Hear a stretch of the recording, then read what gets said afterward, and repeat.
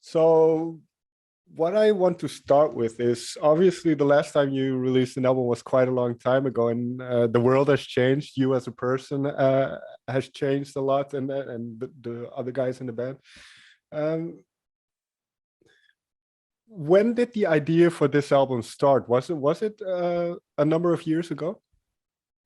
Yeah, it was. Of course, it was a process, and we just followed the process of living actually. And yeah, we had this idea of keep continuing to go with something related to our whole concept, apart from just songs or tracks or music. So we were on tour because we had the chance to tour a lot thanks to the last album. Sure. And that was astonishing for us. It was unexpected at all. So we just found out ourselves touring all over the world. And we were in Japan, and we had this incredible feeling with that culture. So we thought to describe that sort of atmosphere and inner deepness throughout the music. And we had this lucky invitation and unbelievable invitation from La Biennale in Venice. Okay. And the title of La Biennale that here was East. And we were just coming, from that sort of experience. So it was a sort of cosmic combination. And we thought, okay, we don't have to go there and just playing a gig. We have to go there and take the chance to build something completely new. So we have to propose ourselves and the audience and the curator something unique. So we started with the idea of setting up a sort of one-off show. And we took a lot from the experience of the traveling we had in the East, so China and Japan, especially Japan. So we started to translate those atmospheres in music.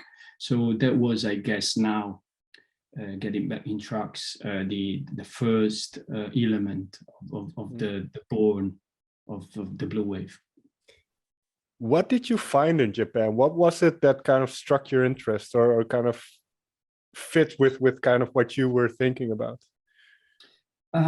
Yeah, everything was so different, but at the same time was so close. And I don't know why, because I didn't find there a sort of imitation of our culture. Sure. Instead, I realized that they were completely into their own language, their own culture. I'm talking about artists and musicians as well, not just the normal common sense. And I realized that when I was a kid, I grew up in the south of Italy watching Japanese cartoon.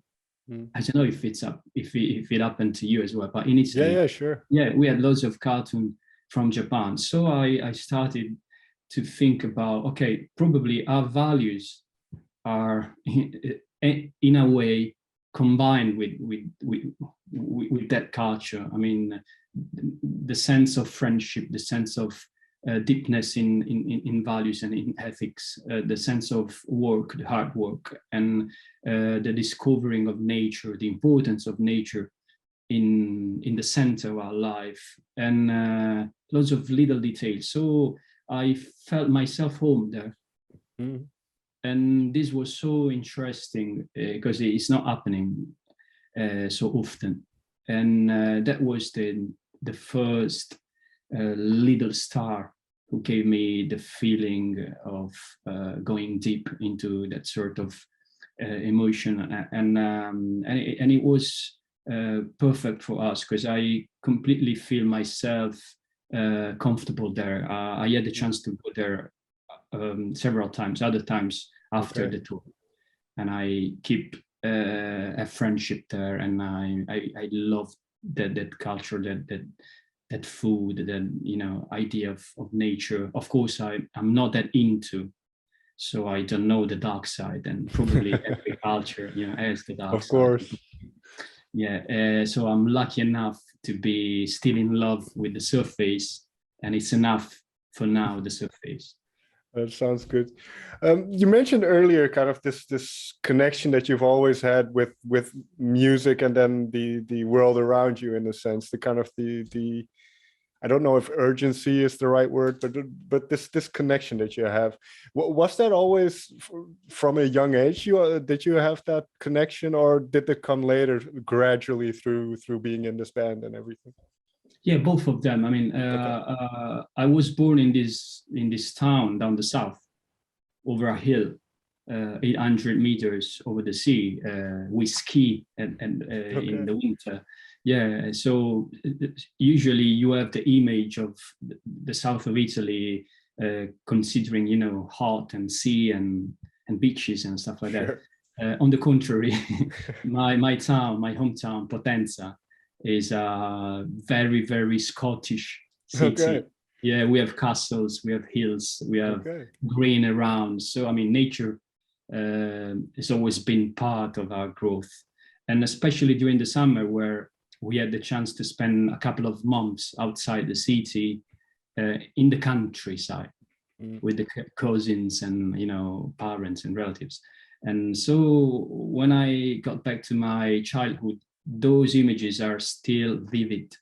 Mm. And I felt like that was the best time in my life, where I could able to discover the connection between the ego and the ecosystem, Mm. respecting every little creature, you know. So we were hunting for, you know, little animals, insects, and after that we felt the sense of guilty Mm. because we were doing something bad. So that sort of process, I'm sure, is now paying off a sort of consciousness, and of course growing as individual, going to the Sure. university up to the north, sharing my view of the world with other people, and understanding, especially traveling a lot, that I mean, we are overcoming a little bit, Mm. so we need to step back. And so there is a sort of emergency, urgency, in order to spread out this sort of feeling, this message. Yeah, I definitely think, and this is just my perspective, but we live in a very technologically dominated society these days. That you mentioned kind of the ego and the eco, and that now it seems like the technology is the mediator in between. Um, it's and then kind of even in terms of the type of music that you make, it's electronic, and that there is some dependence on technology. How do you balance those two worlds in your own kind of creativity and personal life in general? Yeah, that's always been a sort of contradiction we try to fix, but not because we need to justify to ourselves or someone Sure. else our choices, but because, I mean, we were always trying to find out a sort of innocence in our making music, and a sort of coherence, you know. Mm. So I always wanted around these technologies something really related to the earth. So two drums are Mm. the answer. We don't use electronic kits at all. So we use on stage, especially acoustic drum set, um, taking here and there from Africa or Japan, you know, using dundum or taiko. During the recording of this album, we used this sort of shinai. It's called shinai. It's a sort of sword used for the candle. Mm. So we always try to balance, you know, the domain of technology with a sort of voice from the nature. But you have to say that the technology we using right now is moving to the analog again. Right. Yeah, because we understood throughout the years and the experimentations and the research that that sort of sound is eternal. So in this album, everything is analog. Okay. We wanted to have a sound that when you're gonna get back to listen to it in 20 years, it sounds like contemporary. So when you use the technology, and when you use the instruments brand new, you can give a date to that sort of sound. So you can say, okay, this is a snare from the 85, from the 87, sure. This is from this machine. And it's very interesting for a site, but it's not what we wanted anymore. So we wanted to go over this. And so less and less electronic in the sense of technology, but more research for the warmth of the analog through synthesizing and sure. Keyboards and sampling and stuff like that, using old machines and analog mixer board and all the effects, tape, reverb and delays and blah blah blah. Yeah, you mentioned the sampling, and one thing I noticed, a good example, I suppose, is in Blue Tokyo, where you hear the children, and that's obviously a very, very human thing. So to combine that with kind of the atmospheric elements, that's the yeah. What went it? Oh, go ahead. No, please finish. No, because I was just wondering, kind of, what is your thoughts on those field recordings, or to put some kind of textures of the natural world into this landscape or sonic landscape? Correct. You got it. I mean, I'm always around with my personal phone right now, but times ago I had a sort of Zoom with recording. Yeah. So now I'm just recording everything, and I still remember the day I was outside this school in France, in Clermont-Ferrand, and I was recording these guys in the break. So they were so happy and they were running around, and I thought that was a sort of picture of these times I couldn't miss at that time. And I repeated the experiment here in Italy, and during the lockdown, when I had the chance to go out, I recorded the silence of the environment, the atmospheres, the cities. I had the chance to be over the curfew, because I was recording and mixing the album, so I had a sort of permission to stay till midnight. So when I was getting back from the studio home, I was already always recording everything, and I put inside all the tracks a layer of natural reverb. So after the mixing, after the editing, after everything, I inserted it. I put into the elements of the mixing, the recordings, this sort of layer of ambient, and it was amazing because every single reverb entered into the spaces, and all the frequencies that I was with details studying moved apart or had another sort of characterizing, and it was so interesting and vivid again, and lucid and full of light, and I wanted to keep in all the tracks a little moment like that. So at the end of the day in Blue Tokyo, I used these guys, French and Italians together, two schools. Okay. Yeah. So sometimes you can, I mean, in my own language, I can detect that, but there is someone saying "e va bene" with this sort of sound, which means it's okay. So there is a part of human, experience inside the tracks, and I think it's great. When you work on an album like this, and I think it's 76 minutes, and it is. It's very atmospheric. Well, all of your music has always been, but I can imagine, how do you work on these songs? Do you work on songs very separately? Like you work on one, finish it, and then go on to the next, or is it all kind of like a big mix of like you said, these emotions and feelings and all that stuff, sounds? As you already know, there's no gold rule. Right. So you have just to choose what you want to do with your life. So first of all, I answer to a question. I wake up in the morning and I ask myself, why? This is it. Why are you doing this? Why you feel like doing that? So are you gonna break the chart? Okay, so you have to use just some elements. You don't care about the charts, your palette is more extent. Do you want to be yourself? Do you want to like to someone else? You want to be like someone else? You want to grow your audience and blah, blah, blah. So in consideration of your answer, you can create something. Till now, because we are small, because we don't have to justify anything to the market, because of several reasons, we are so lucky to be totally free, totally free. So the only answer is justifying myself what I feel. And I need to go deep inside myself in order to understand who I am. Because sometimes we think about, okay, we have this life, we have our whole life, one life, this is a great existence. But if you go there, we have 50 years, no more than that. And 50 years are nothing. Sure. So I don't want to lose 50 years, you know, trying to be who I'm not. So I want to totally be myself. I want to try to understand who I'm becoming. And music is the therapy.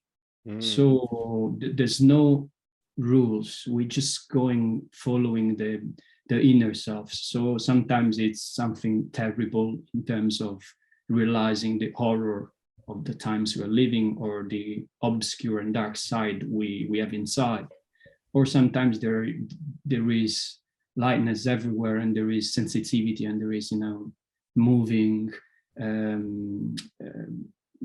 words, moving images that give you the opportunity to understand where you are and why you are doing that. So for us, music has to be absolutely authentic. So the process is just you go, you start, and you don't know when you finish. And there is a sort of little spirit with you when you are creating. And it is a sort of exchange.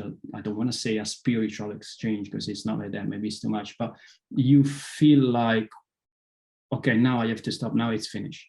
You feel like recognizing when the canvas is in proportion and it's like ready. So you don't touch anything else. It's like intuition, you know, when it's good. Yeah. In that sense, and because I suppose you have a lot of sources of inspiration. I mean, there's reference to all these interesting thinkers like Darwin. We have Plato. We have Giuseppe Ungaretti. These are all very interesting people throughout history and time. How do these people kind of seep into the music then? Yeah, first of all, this is a very interesting question. So thank you. Because music is not just music. Music is more than that. Sure. Yeah, music is not just releasing music or playing music or making music or being a producer or a arranger or someone who's just sing or someone who play for someone else. It's not just a technical stuff. Honestly, it's so important in life that you can miss it. So if you have a little space in order to express yourself throughout the music, thanks to music, you have to put inside everything you have. So when I think about people like Giuseppe Ungaretti, as you said, I remember I was at school and I was completely astonished by his poetical sound, because he was one of the poets from the First World War. And he was there and he was describing the horror of humanity, and you could feel into your bones how ferocious could be those wars, and you could move yourself there with him. And I remember I cried a lot reading it, as much as I cried when I read at university this book on Darwin from Desmond and Moore, two journalists. And that was a very incredible book. And on the last chapter, there was this description of his death.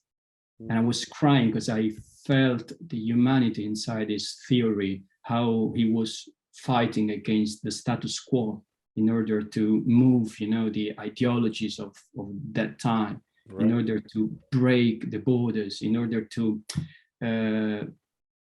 try to save a part of the knowledge of humanity, giving something that no one wanted to listen to at the time.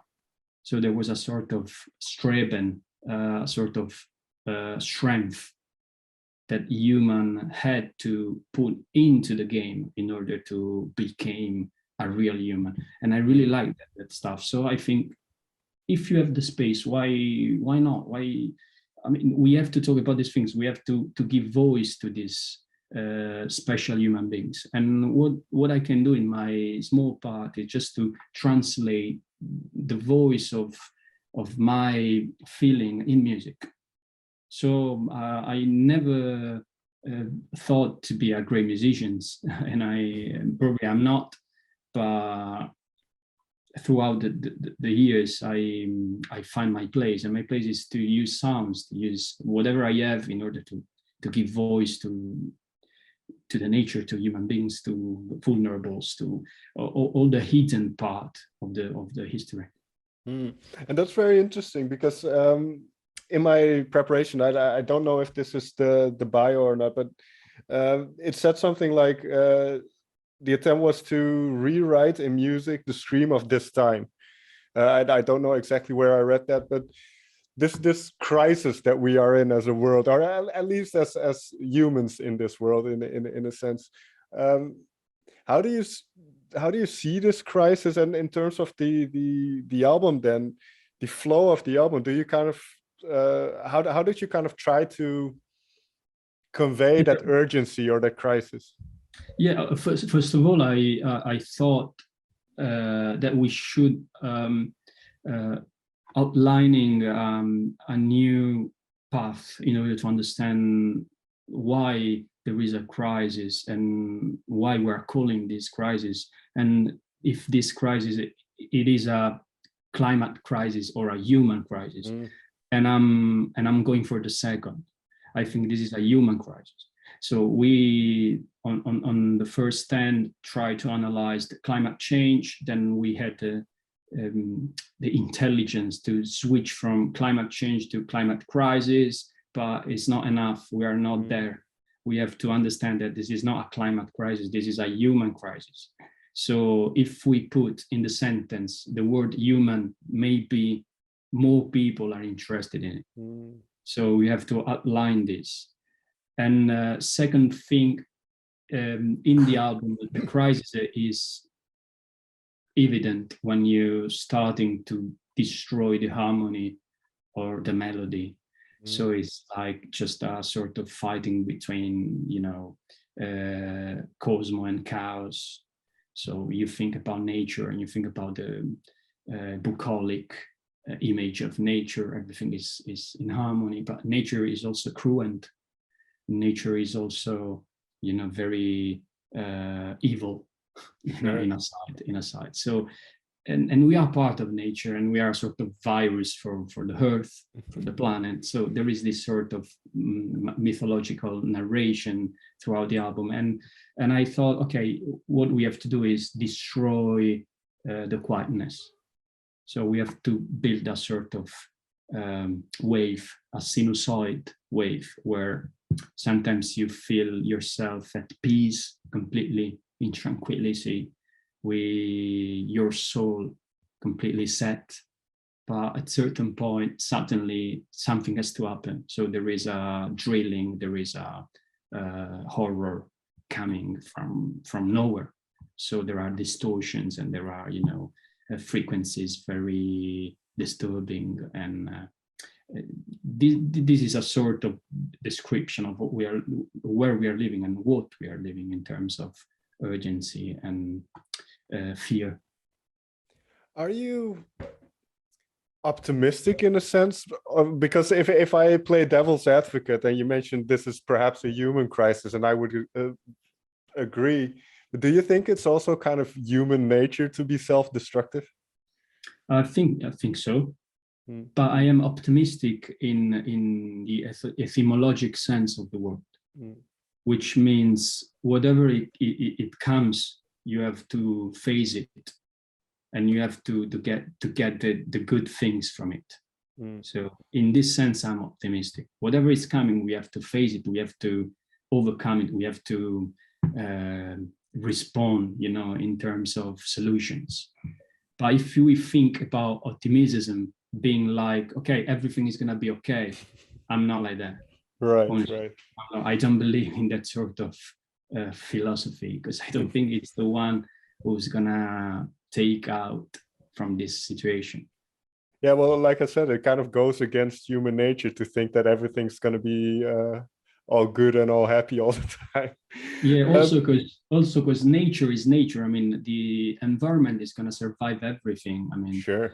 In millions of years, maybe after the human extinctions, a little thin leaves is coming out. It could come out again from the rocks, you know. Sure. But the thing is, we want to be there or not. And we want just someone to be there, or we want to be all of us there. Because I'm really scared about the situation where someone is deciding who's going to stay, who's going to remain or not, in terms of, you know, growth. And meanwhile, there are less sources. So there is a very hard balance to face and to solve. So we have to spread out our voice as individuals, as citizens, not as subjects, and we have to ask people from the high, you know, to solve with urgency some problems, because we can do our part, but it's not enough.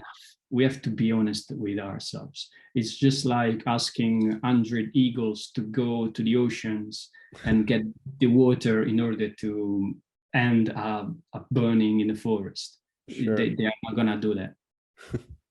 So we need someone who's not gonna make the firing happening. And unfortunately, there are, I don't know how to call them. I don't want to be misunderstood, but I get what you mean. Yeah, you got me. There is someone who could do more than this. There's at least the way I feel, and obviously, like you said, doing your part is obviously important. But for me, I always think as long as these huge corporations get to do whatever they want to do, then there's still it's like a drop in a bucket, you know, what Correct. we as humans do. So as citizens do. Finally, then I want to go back to kind of Japan, because the notion of komorebi. Komorebi. This concept, I believe it's called it's sunlight, right? It's the sunlight was appearing throughout the leaves of a tree. You know, so there is a sort of roof made in by trees in a sort of wood or forest, and sometimes there is this sort of a line of light coming throughout, you know, the leaves, and you feel this sort of miracle happening, you know, and it's unbelievable. Yeah, and the reason why I ask is when I listen to this album, even though as we talked about, it deals with kind of a lot of stuff going on in the world, but there's always, at least to me, it sounds like there's always a little bit of hope left in the music as well. So is that important for you? And this is kind of that sunlight that you still have that little light. Totally. I mean, I don't know how to say, because this is very deep, but I think our mission is, it's horrible this word, but I don't know in English. Our mission, our role is to find light in the dark. We have to. I mean, because we are humans. We can destroy the world. Absolutely. We are the virus, you know, just to minimize and to be naive. But at the same time, we can create something extraordinary. And if I look around, the beauty around is just art. So when you put art into something, that something blows. And I'm talking about architecture, I'm talking about music, I'm talking about even relationship, you know, when you use kindness, when you use authenticity, when you use feelings with the capital F. So why should we get our nature and our culture destroyed by the evil side. The evil is never necessary. So when someone is telling me, okay, Pasco, the evil is necessary, otherwise we can't build something, you know, I don't agree with that. And when we think about the atomic bomb, on the plane there was written necessary evil, but that guy could stop bombing, you know, Hiroshima or Nagasaki. Sure. So just one, even if we are in the bureaucracy, even if we are in the structure, even if we are part of the structure and we have to say yes to the orders, we have to remember that we are humans and we can't. We can say no. We can say no. So I think we have to go through this sort of paving, this path, this way, this road, and we have to find light in the dark. This is our role in the world. Sounds very good. Pasquale, may I thank you for your time? Absolutely. I thank you for this opportunity. For me, it's been so emotional, moving, and thank you for the space you are giving us.